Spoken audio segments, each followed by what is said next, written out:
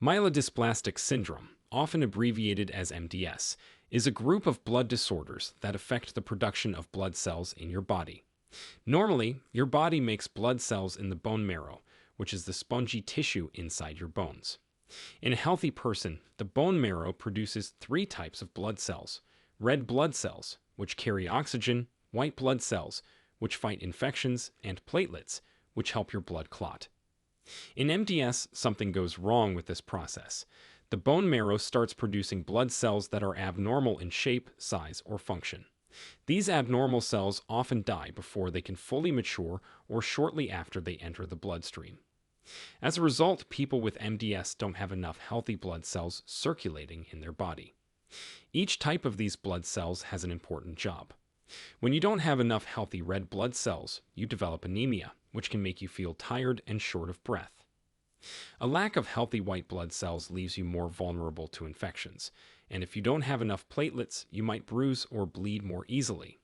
Generally, MDS is considered a type of cancer, specifically a cancer of the blood and bone marrow. It can vary greatly in its severity and how it progresses.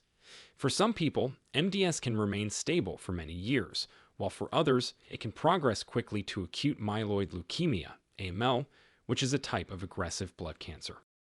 Types of MDS. MDS isn't just one condition. It's actually a group of related disorders. The World Health Organization classifies MDS into several types based on specific features of the blood and bone marrow. Here are the main types. Number 1. MDS with single lineage dysplasia. In this type, only one type of blood cell is affected. Number 2. MDS with multilineage dysplasia. Here, 2 or 3 types of blood cells are abnormal. Number 3. MDS with ring sideroblasts. This type is characterized by a buildup of iron in the developing red blood cells. Number 4. MDS with excess blasts. In this type, there are higher numbers of immature cells or blasts in the bone marrow or blood. Number 5. MDS unclassifiable. This category is for cases that don't fit neatly into the other types. In addition to these main types, there's also a condition called chronic myelomonocytic leukemia, which has features of both MDS and a type of blood cancer called myeloproliferative neoplasm. So, how common is MDS? Well, it's not a rare disease, but it's not extremely common either. In the United States, there are about 4 to 5 new cases diagnosed per 100,000 people each year. However, the risk increases significantly with age. MDS is most common in people over 60, with the average age at diagnosis being around 70 years old. It's slightly more common in men than in women. Causes of MDS. In most cases, the exact cause isn't known. This is called primary MDS. However, there are some factors that can increase the risk of developing MDS. Age is the biggest risk factor. As mentioned earlier, MDS becomes much more common as people get older. Previous cancer treatment, particularly chemotherapy or radiation therapy, can damage the bone marrow and lead to what's called secondary or treatment-related MDS. This typically occurs 5 to 7 years after the initial cancer treatment. Exposure to certain chemicals, like benzene or pesticides, has been also linked to an increased risk of MDS. Additionally, some inherited genetic conditions, such as Fanconi anemia or Down syndrome, can increase the risk of developing MDS. Smoking has also been associated with a higher risk of MDS. At the cellular level, MDS is caused by a damage to the DNA of developing blood cells in the bone marrow. These changes can be acquired over time or, in rare cases, inherited. These genetic changes cause the cells to grow and divide abnormally, leading to the production of defective blood cells. Symptoms of MDS. The symptoms of MDS can vary widely from person to person. Some people might not have any noticeable symptoms at all, especially in the early stages. The condition might be discovered accidentally during a routine blood test. However, as the disease progresses and blood cell counts drop, symptoms typically develop. The most common symptoms are related to anemia, which is a low red blood cell count. People with MDS often describe feeling exhausted all the time, even after a good night's sleep. This isn't just normal tiredness, it's a deep, persistent fatigue that can significantly impact daily life. You might find yourself getting out of breath more easily than usual, especially during physical activity. Your skin might look paler than normal due to the lack of red blood cells. If your white blood cell count is low, a condition called neutropenia, you might experience more frequent infections. You might find yourself catching colds or other infections more often, and they might be more severe or last longer than usual. When your platelet count is low, a condition known as thrombocytopenia, you might notice you bruise more easily than before, sometimes from minor bumps you don't even remember. You might also experience unusual bleeding. This could include nosebleeds, bleeding gums, or heavier than normal menstrual periods in women.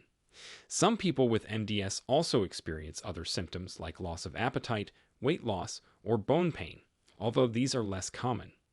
Before we continue, if you have been finding the video helpful so far, hit the like button and don't forget to subscribe and hit the bell icon so you don't miss more videos like this. Diagnosis of MDS. Diagnosing MDS typically involves a combination of blood tests and bone marrow examinations. Blood tests often reveal low levels of one or more types of blood cells, a condition known as cytopenia. However, these findings are not specific to MDS and can occur in a variety of other conditions. Therefore, a definitive diagnosis usually requires a bone marrow biopsy. This is a procedure which involves taking a small sample of bone marrow, typically from the hip bone. It's done under local anesthesia, and while it can be uncomfortable, it usually only takes about 15 to 20 minutes. This can reveal abnormal cells and other changes characteristic of MDS. In some cases, additional tests might include flow cytometry, which can detect specific proteins on the surface of blood cells, and molecular testing, which can identify specific genetic mutations. These tests may be performed to determine the subtype of MDS and provide information about prognosis and treatment options. Treatment for MDS. The approach to treating MDS can vary widely depending on the specific type of MDS, the patient's age and overall health, and their risk of developing acute myeloid leukemia. For people with lower risk MDS who don't have severe symptoms, the initial approach might be watchful waiting. This means closely monitoring the condition with regular blood tests, but not starting active treatment right away. For those who do need treatment, there are several options. Supportive care is a cornerstone of MDS treatment and focuses on managing the symptoms and complications of the disease. This can include blood transfusions to address anemia and low platelet counts, as well as antibiotics to treat or prevent infections.